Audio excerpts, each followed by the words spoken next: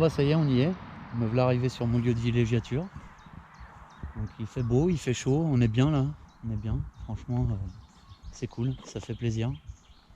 Ça fait plaisir, disons qu'en mode solo comme ça, je me serais tapé de la flotte, je serais un peu blasé. Mais bon voilà, là il fait beau, c'est l'occasion de faire un petit tour du propriétaire là. Donc ça c'est un plan d'eau qui se trouve là où j'ai mon mobil-home pour ces 12 jours là. Voilà un petit plan d'eau de 5-6 hectares que je pratiquerai peut-être cette semaine. Mais en attendant, je vais me concentrer ailleurs. Donc là, je suis content, j'ai vu un petit peu d'activité là, pas mal de rotangles en surface, des beaux rotangles. Un peu de petites brèmes. J'ai vu aussi 3 tanches sous les frondaisons. Là. Donc c'est plutôt sympathique. Les poissons commencent à sortir. Voilà, belle activité là. C'est un plan d'eau qui est vraiment très poissonneux en poisson blanc. Et vraiment un plan d'eau sympathique à pêcher pour ouais, tuer une petite journée parce que c'est pas bien grand. Ça doit faire 5 ou 6 hectares. Donc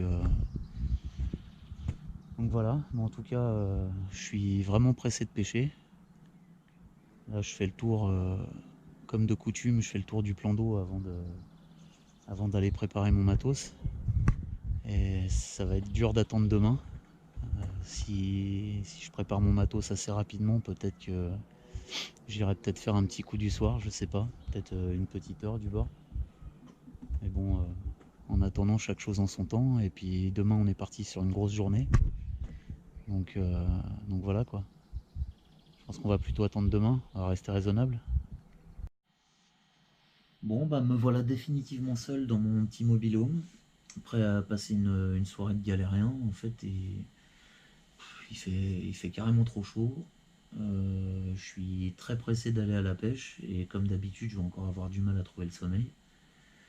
Donc voilà, j'ai fini de ranger mon matos et je voulais profiter d'avoir un petit moment devant moi pour aborder 2 thèmes souvent mis en avant quand il s'agit d'hameçons simples. Donc deux questions abordées régulièrement par les pêcheurs qui souhaitent franchir le pas de l'hameçon simple sans trop savoir où ils mettent les pieds. Alors la première étant de savoir quelle taille d'hameçon simple utiliser pour remplacer le triple d'origine de mon leurre. Donc je vous le dis tout de suite, c'est une question pour laquelle il va être très difficile d'apporter une réponse claire parce que pour 2 leurres de taille similaire mais de gabarits différents, on ne va pas utiliser la même taille d'hameçon. Donc je m'explique, si vous utilisez un petit minot de 7 cm, vous n'allez pas mettre la même taille d'hameçon simple que sur un crankbait de la même taille qui sera plus volumineux et qui nécessitera une taille d'hameçon supplémentaire. Donc voilà, la seule chose que je peux vous dire, c'est quand vous remplacez le triple d'origine par un hameçon simple, il faut s'arranger pour que l'hameçon simple soit un poil plus gros que l'hameçon triple. On dit souvent une taille supplémentaire, voire 2 dans certains cas. Mais là où ça se corse en fait, c'est qu'on ne connaît pas forcément la taille de son triple d'origine.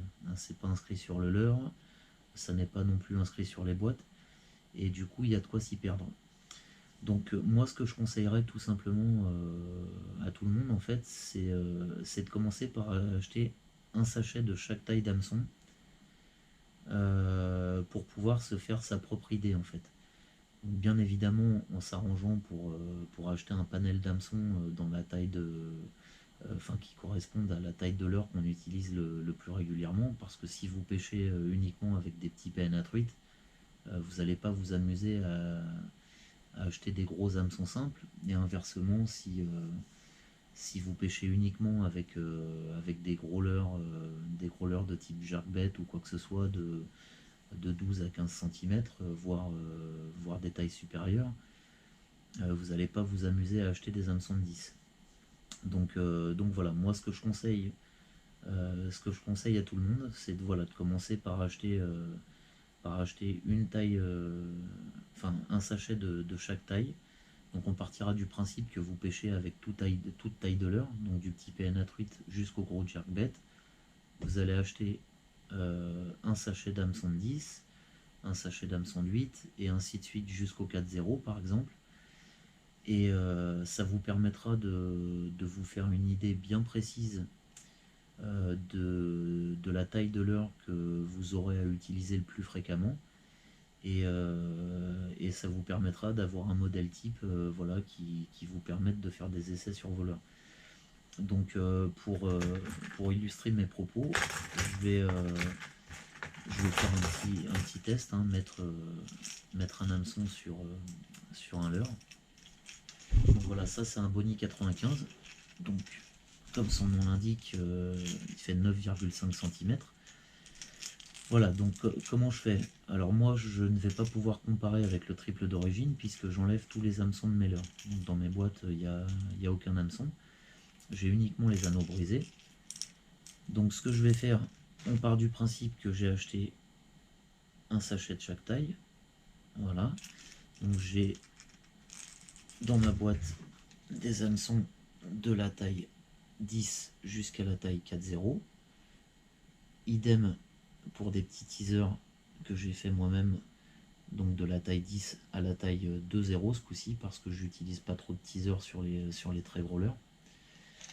Voilà, donc j'ai mon échantillon de taille et je vais essayer de voir un petit peu ce que je peux mettre comme hameçon sur ce leurre en faisant en sorte voilà, que ça reste proportionnel quand même par rapport à la taille du leurre, que ça paraisse pas trop gros ni trop petit. Il faut toujours garder un juste milieu. Donc voilà, là je commence par prendre une taille 1,0 et je vais voir, je me dis voilà, c'est pas très gros, ça peut le faire. Là ça me paraît un peu plus gros en fin de compte. Enfin, ça me paraît un petit peu disproportionné. Donc si je suis amené, admettons, à pêcher principalement du brochet ou principalement du bar, voire du gros bass, bon, ça va pas être gênant. Maintenant, si je m'attends à faire avec ça une perche ou quoi que ce soit, je vais peut-être essayer de mettre une taille inférieure, parce que pour le coup, le 1,0 me paraît un peu disproportionné. Donc voilà, je baisse d'une taille, je pars sur d'une taille 1, et je me rends compte que là, ça me paraît parfaitement bien proportionné. Donc voilà, je vais équiper mon leurre. Alors pour ça, l'idéal quand on débute, c'est quand même d'avoir une pince à anneau brisé, parce que c'est pas toujours facile de choper le coup, enfin tout du moins ça se prend pas en 2 minutes. Donc voilà, alors pour équiper un hameçon sur un anneau brisé sans y passer 3 heures, ce qu'il va falloir faire en fait, c'est tout simplement presser l'anneau brisé en appuyant, en venant en appui sur l'œillet d'attache en fait. Donc voilà, mon anneau brisé est bien bloqué. J'ai le petit ergot, donc la petite ouverture, donc je vais m'arranger pour qu'elle soit un petit peu à l'horizontale, hein. Donc à quoi un petit millimètre de l'œillet. Et je vais tout simplement venir mettre mon œillet de l'hameçon en application et je vais presser dessus tout simplement. Donc voilà, c'est très simple. Très simple. Alors pour le sens de l'hameçon, moi je mets souvent l'hameçon de queue comme ça et l'autre à l'inverse, vers l'avant. Après chacun fait comme il veut, hein, ça change pas grand chose dans l'absolu. Donc voilà, je viens presser en fait sur l'anneau brisé, je viens en application sur l'œillet et je pousse et voilà, c'est installé. Donc voilà, mon leurre équipé d'hameçons simples qui ne paraissent pas disproportionnés et je vais pouvoir aller pêcher avec ce leurre. Bon alors, concernant la deuxième question, qui en fait n'est pas vraiment une question mais plus une réflexion que se font les personnes qui aimeraient passer à l'hameçon simple, c'est de se dire combien ça va me coûter. parce que voilà, quand on a plusieurs dizaines, voire centaines de leurres, c'est un peu dur de se dire, voilà, je vais acheter tant de sachets d'hameçon simple, ça va me coûter un bras. Et c'est exactement la réflexion que je me suis faite en fait quand je suis moi-même passé au simple. C'est que voilà, j'ai commencé à acheter quelques sachets, j'ai commencé à changer ça sur mes leurres, et puis je me suis rapidement rendu compte que ça allait me coûter un bras, et je me suis dit que c'était pas possible et qu'il fallait que je trouve une solution. Donc la solution que j'ai personnellement trouvée, moi, ça a été d'enlever tous les hameçons triples, absolument tous les hameçons triples de mes leurres, et voilà, de manière à ne plus avoir que les anneaux brisés. Voilà, les leurres sont comme ça dans mes boîtes. C'est-à-dire que vous prenez, là vous prenez une petite boîte à stick bête. Voilà, si je veux prendre un leurre dans ma boîte, moi je vais prendre celui du dessous, ça va pas s'accrocher. Voilà, les leurres s'abîment pas dans les boîtes. Je perds pas une plombe en fait à démêler une cote de leurre.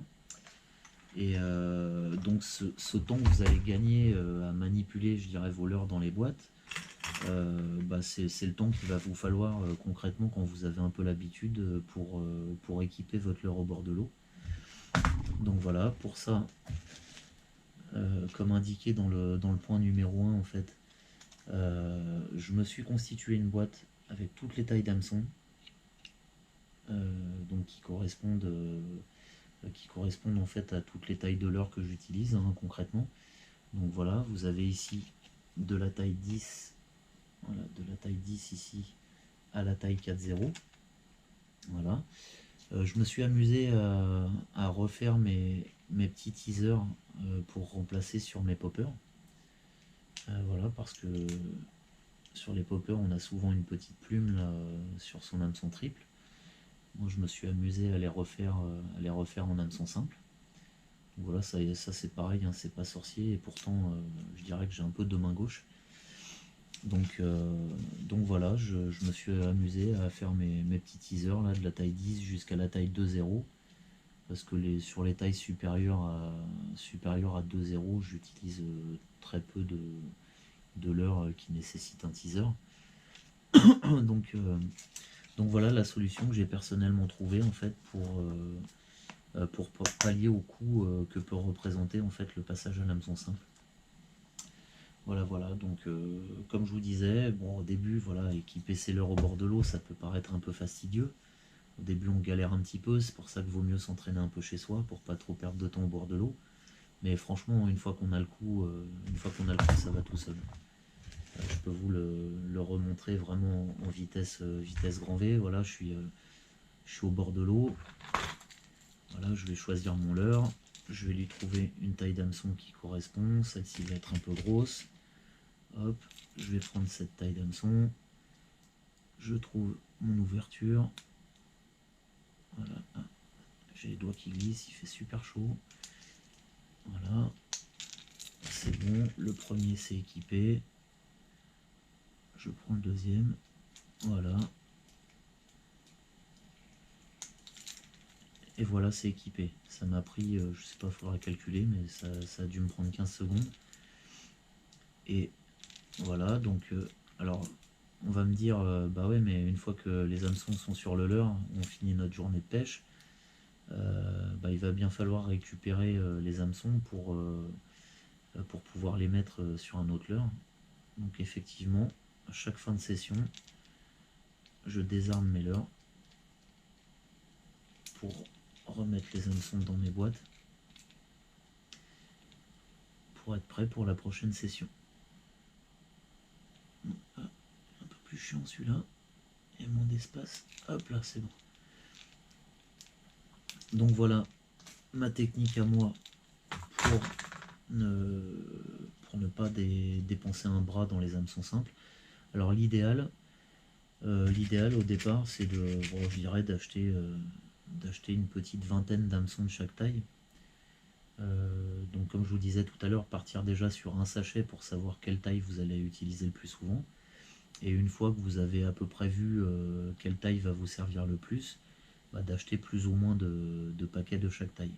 Moi personnellement j'ai une trentaine d'hameçons de chaque taille. Voilà, j'ai investi au départ, ça va me Normalement ça va me servir pendant des années, à moins que je perde des leurres trop souvent, mais je dirais que ça m'arrive de moins en moins souvent. Donc voilà, voilà. Alors là je vais essayer de dormir un petit peu. Voilà, je vais essayer de trouver le sommeil. Parce que demain c'est grosse journée, on attaque à 6 h et je pense qu'on va pêcher jusqu'au coucher du soleil. Donc voilà, grosse journée demain. Malgré la chaleur, je vais essayer de trouver le sommeil. Et je vous dis à demain.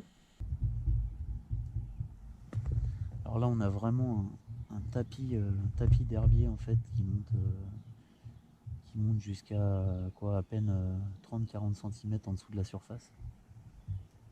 Et je dois avouer que pour passer au-dessus d'un mât d'herbier comme ça, l'hameçon simple c'est vraiment l'idéal.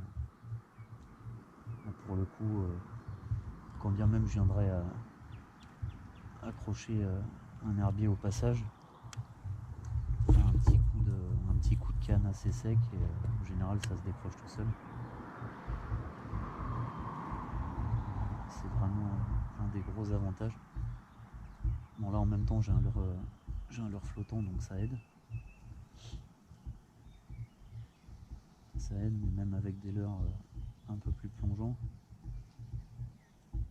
ça passe tranquille.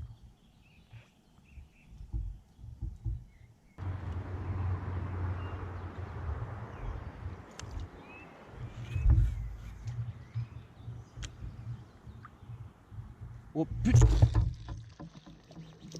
Ah putain, il va dans la branche! Ah putain!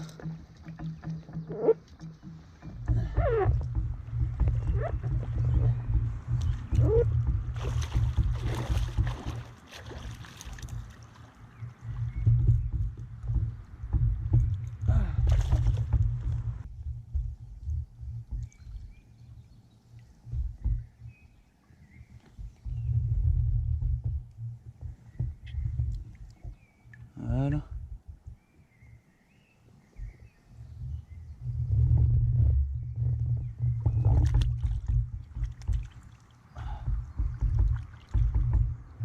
Bon bah voilà, pas trop tôt. Ah putain. Donc voilà. Pris sur un guppy junior. Hameçon simple sans ardillon, enfin ardillon écrasé pour être plus précis. Et voilà, c'est bien piqué. Ça tient comme il faut quoi. Voilà, belle attaque à vue, ça fait plaisir. Je l'ai vu sortir de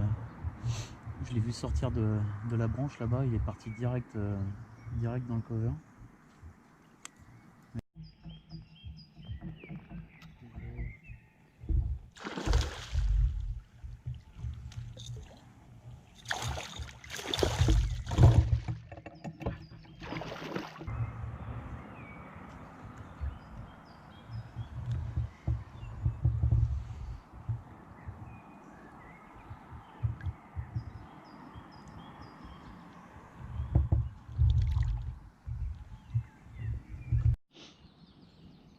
Bon bah c'est parti pour la deuxième journée, en espérant qu'elle soit plus prolifique que celle d'hier.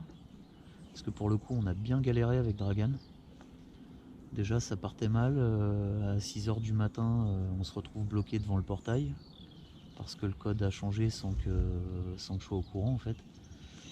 Donc il a fallu escalader la clôture, aller réveiller un carpiste qui m'a gentiment donné le code. D'ailleurs je le remercie au passage. Et voilà, bah, pourtant la journée partait bien, hein. Je fais 3 touches d'entrée de jeu, malheureusement je décroche 3 poissons. Donc je commence à m'interroger sur l'usage de l'hameçon simple sans ardillon. Mais heureusement le poteau Dragan qui lui pêchait au triple en fait enchaîne 5 ou 6 décrochés dans la foulée. Donc ça m'a finalement un petit peu rassuré, hein. C'est juste les poissons qui étaient un petit peu tatillons, pas très mordeurs. D'ailleurs j'ai essuyé un beau refus là d'un beau poisson de 90 là. Dragan lui se fait déramer dans le cover, il se fait ouvrir son agrafe là dans le cover par un beau poisson également. Donc voilà, journée un peu galère parce qu'ensuite le soleil a pointé son nez, on s'est tapé du cagnard toute la journée. Et en fin de compte, on a bien galéré, on a changé 3 fois de plan d'eau, enfin ça a été une cata un peu toute la journée. Et heureusement, on a eu un petit moment d'euphorie à partir de 18h. Donc de 18h à 19h, voilà, moi je prends 2 poissons, Dragan en prend 2 également, il en décroche encore un ou deux. Donc voilà, un bilan un peu mitigé, mais au moins on a vu du poisson, c'est un petit peu rassurant. Aujourd'hui le temps est un peu plus couvert. Donc malgré la pêche d'hier, je vais rester sur le même pattern, un pattern si on peut dire.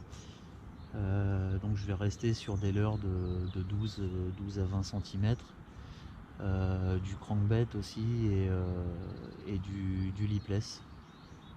Et on va voir ce que ça peut donner. Si aujourd'hui, avec ce temps, je fais pas une belle pêche en fait avec ce type de leurre, je verrai pour reconstituer mes boîtes demain et passer sur des leurres un peu plus petits, des leurres différents. Donc voilà, allez on y va, en espérant que ça donne un peu.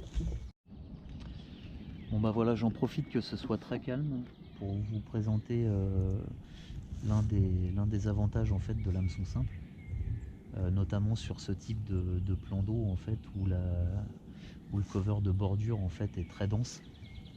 Donc là, que ce soit autour des 6 îles qui se trouvent sur cette partie du plan d'eau ou en périphérie en fait sur les bordures extérieures, on a un cover vraiment très dense avec des arbres noyers qui s'avancent en fait jusqu'à parfois 5-6 mètres. Donc un cover très dense, difficile à pénétrer.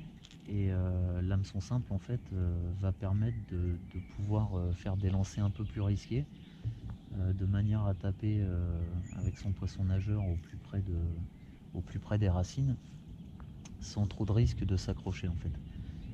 Donc il y a toujours un risque bien évidemment, mais beaucoup moins qu'avec des hameçons triples.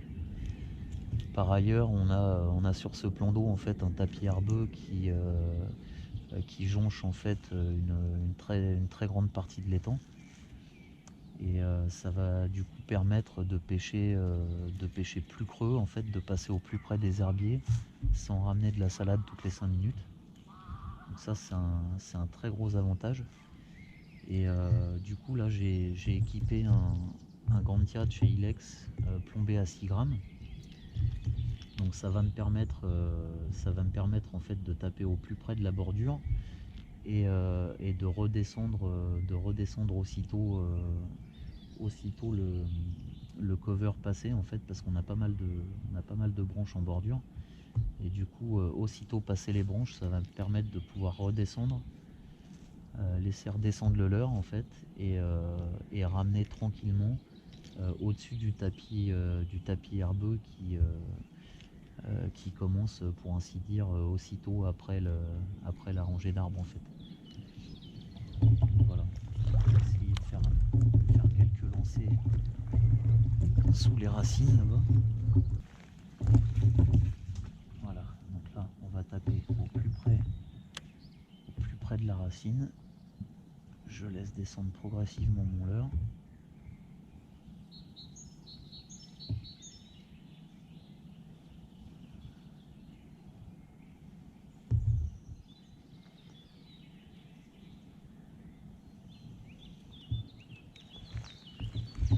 Ici. Voilà. Donc là il y a de la branche en bordure là. Bon, je vais pouvoir. Par contre, il y a une espèce d'herbier tout dégueulasse là, à 4-5 mètres de la bordure, qui facilite pas,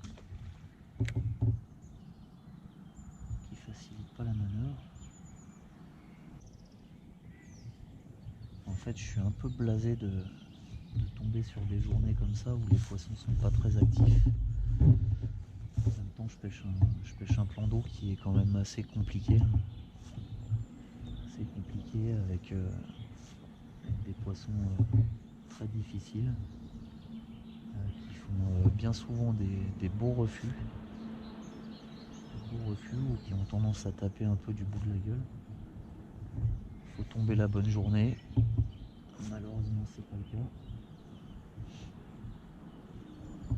Et du coup, j'aurais vraiment aimé un peu d'activité, histoire de pouvoir vous montrer l'efficacité de l'hameçon simple en fait. Mais voilà, c'est compliqué, c'est comme ça. J'espère que dans la semaine, j'aurai l'opportunité de tomber sur une belle journée. De toute façon, si je vois que je continue à galérer comme ça, j'essaierai de reconstituer mes boîtes de manière à utiliser des leurres plus petits.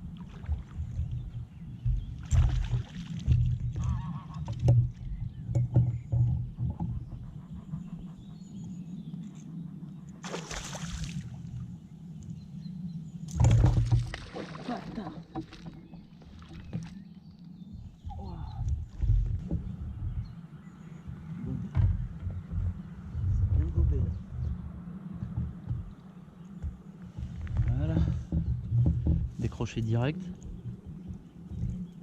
Bon bah, gros avantage de l'hameçon simple. Voilà, c'était -1. Il m'a niqué mon bas de ligne. C'est pas trop tôt. En tout cas, ça fait plaisir de prendre un poisson là parce que je commence à en avoir un peu ras le cul. Ça redonne un peu de morale pour la deuxième partie de journée.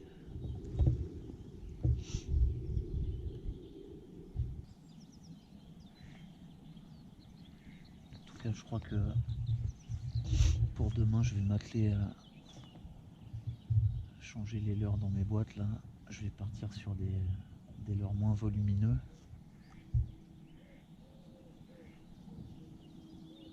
Parce qu'a priori, les leurres de belle taille, ils en veulent pas des masses.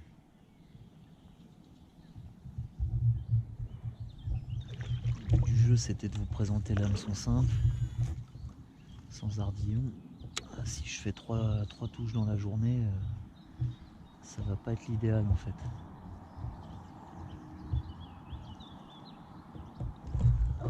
Ouais, mais c'est ce que je pensais. Voilà, cette perche.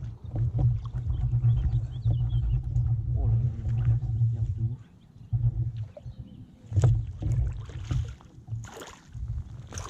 Oh, cette perche. Yes. Waouh. Bon bah voilà.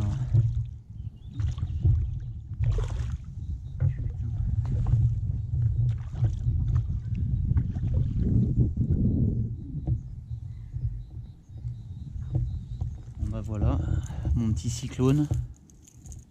2 poissons coup sur coup alors que je galère depuis le début de journée là. Ah putain. Il y a des masses à perche dans le sud Seine-et-Marne. Là pour le coup. Voilà l'engin. Voilà, ça fait plaisir. Un beau poisson, c'est ce que je suis venu chercher. Alors je sais pas si c'est la taille du leurre qui fait là, ou l'heure. Mais en tout cas,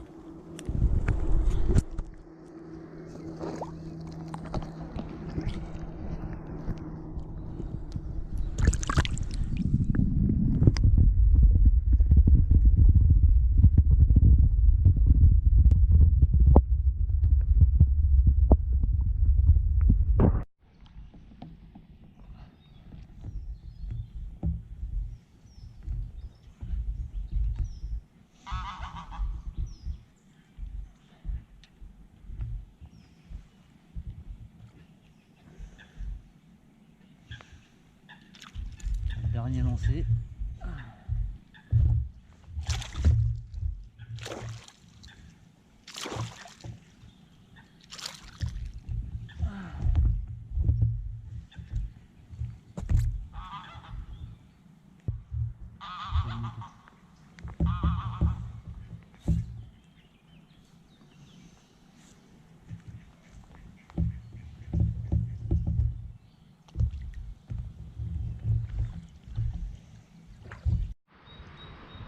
Bon bah voilà, on attaque la troisième journée. Ah, ça fait 2 jours que la pêche est très très difficile. Je prends 5 poissons en 2 jours, donc autant dire que je suis très loin de mes ambitions. Là aujourd'hui, ils ont prévu de la pluie et un fort vent. Pour le moment, c'est vraiment plein soleil là. Donc en attendant de voir comment ça évolue, en fait, je me suis mis à l'abri sur un petit plan d'eau où je sais qu'il y a quelques poissons à faire. Donc voilà. Pour aujourd'hui, j'ai décidé de lâcher les leurres de taille relativement conséquente. Parce que hier j'ai pris pas mal de refus. Les seuls poissons que je fais bouger, pour ainsi dire, c'est avec c'est au crank, donc avec des leurres bien plus petits. Du coup aujourd'hui je vais descendre sensiblement en taille de leurre et puis je vais voir si je peux faire bouger un peu plus de poissons. Voilà, allez, on est parti.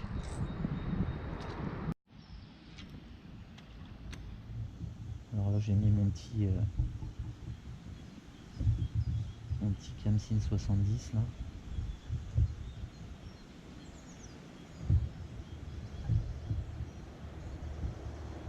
Qui reste rarement longtemps impuni.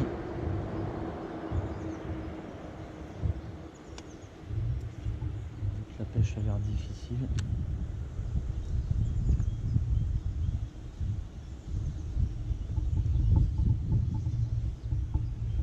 Et donc là, pour le coup, je jette dans une branche, j'arrive à me décrocher, je me raccroche dans une branche derrière. Voilà, si je fais des lancers comme ça, mettons vous êtes du bord, bien piqué dans la branche, voilà, un petit coup, ça se décroche. Et pour le coup, à l'hameçon triple, je vous mets au défi de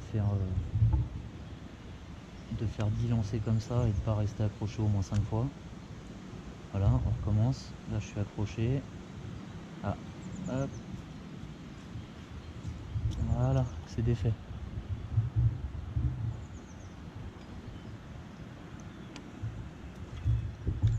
Donc encore un avantage indéniable, notamment pour les pêcheurs du bord, mais aussi pour les pêcheurs embarqués, pas se faire chier à aller décrocher son leurre toutes les 5 minutes dans une branche.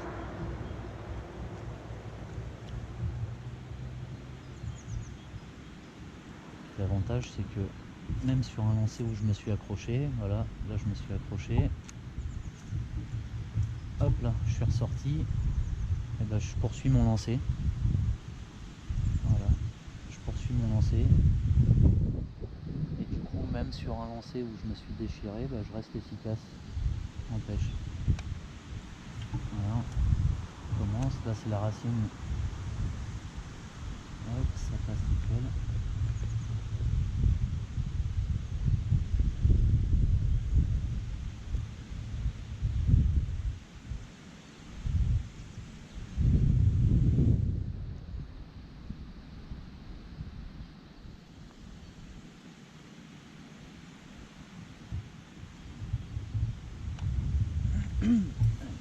On va remettre le couvert. Voilà, je suis piqué dans une branche, comme vous voyez là-bas, mon leurre. Ramène un petit coup, on est défait. Alors évidemment, ça marche pas à tous les coups. Mais quand on s'accroche 10 fois et qu'on arrive à s'en sortir 9, c'est déjà pas mal.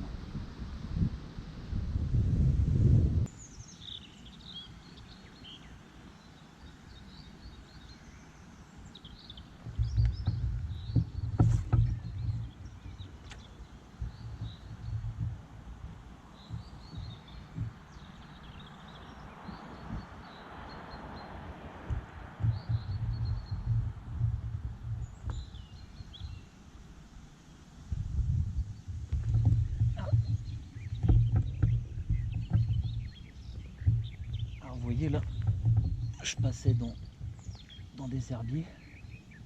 J'ai mis quelques à-coups pour me défaire des herbiers et ça a attaqué direct. Oh là là. Vous voyez, une petite chandelle, le poisson reste accroché. Et voilà. Donc alors double avantage de l'hameçon simple. Je passais dans les herbiers. J'ai mis deux ou trois coups assez secs en fait pour me libérer des herbiers. Et je prends la touche directe quand mon leurre se libère. Et au départ j'ai cru que j'étais encore pris dans l'herbier.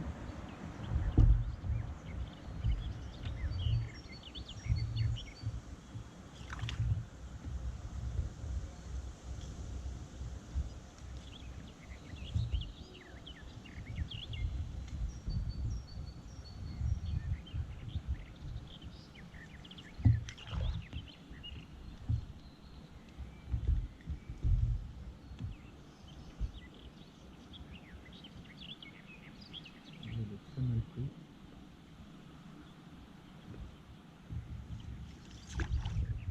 Voilà. On peut faire la manip directement dans l'épuisette. Voilà, comme ça le poisson reste bien au frais. C'est pratique l'été d'ailleurs.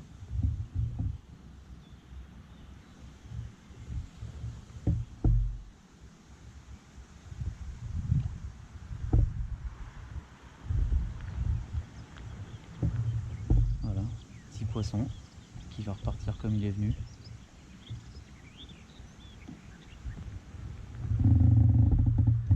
Voilà.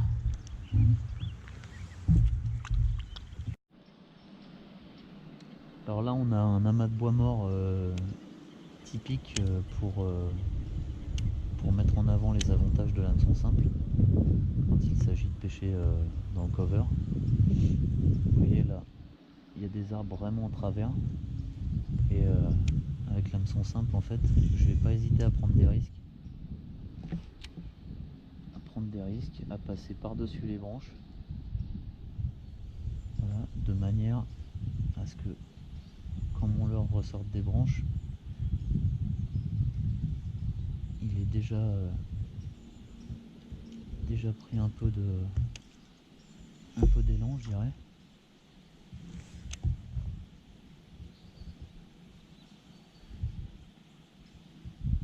Voilà, ça.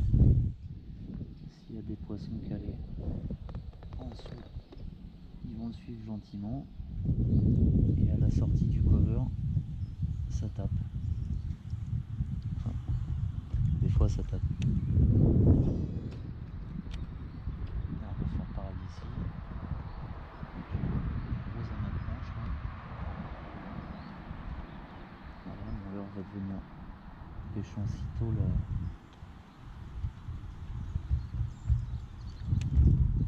Sitôt l'amas de branches passé. S'il y a un poisson dans le cover, il va suivre gentiment mon leurre et le taper sitôt que ce sera possible pour lui. Alors le risque c'est qu'il tape dessus en plein milieu du cover. Ça c'est toujours un risque.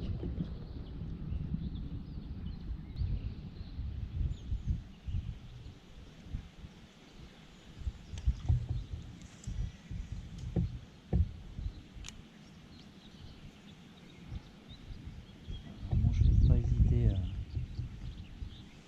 pas hésiter à passer au-dessus du cover. Si ça tape une branche, j'ai peu de chance de m'accrocher. Ça vaut le coup. Ça vaut parfois le coup de prendre un risque. Là c'est autre chose. C'est une branche beaucoup plus fine. Mais ça passe quand même.